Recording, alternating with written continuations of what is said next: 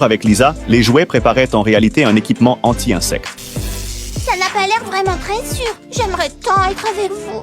Ils rétrécirent même Lisa à leur taille. Lisa réalisa qu'elle perdait vraiment la tête. Même si, comparé à Homer cambriolant la maison de quelqu'un, ce n'était rien. Heureusement, Ned et sa famille jouaient de la musique, ce qui donna à Marge et Homer l'occasion de se faufiler à l'intérieur. Mais Homer renversa un bocal. Le bruit attira Ned, un marteau à la main. Tout le monde était en danger. Quelqu'un allait clairement y passer. Aujourd'hui, je vous emmène tout avec moi.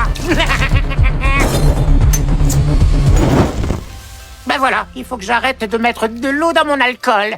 Ned s'avança d'abord vers Marge, alors Homer intervint pour attirer son attention. Il affronta Ned de front afin de donner à Marge une chance de s'échapper. Homer et Ned se lancèrent dans un combat total. Ils détruisirent la maison, allant jusqu'à se battre à l'épée. Finalement, Homer perdit et fut enterré dans un bocal de sauce salade, prêt à être exécuté. Du côté de Bart, il mit son plan à exécution, attirant d'abord le cousin de Skinner par un appel téléphonique. Mais quelque chose tourna mal et le plan faillit échouer. De façon inattendue, le cousin expliqua lui-même tout le plan et Skinner ainsi que les autres entendirent tout. Ils récupérèrent la couverture et jetèrent le cousin de Skinner dans le tas d'insectes pour l'exécuter. Ah, pas dans mes orifices, mes précieux.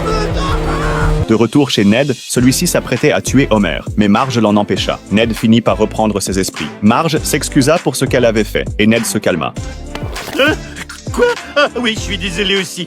Il ne restait plus que Lisa à préparer des défenses contre les insectes, allant jusqu'à utiliser un petit ami poupée comme protection.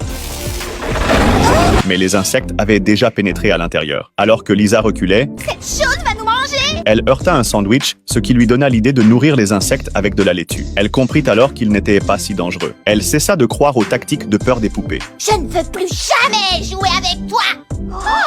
Elle décida d'affronter la situation avec optimisme, à l'image de l'unité dont Homer et les autres avaient fait preuve. Personne ne savait combien de temps durerait le confinement, mais dès le lendemain, il fut levé. Les insectes se transformèrent tous en papillons. Tout le monde put enfin sortir de chez soi. Les habitants furent même émerveillés par les papillons, jusqu'à ce qu'ils découvrent que ces papillons mangent de la viande. On dirait bien que Springfield se dirige vers un nouveau confinement de longue durée.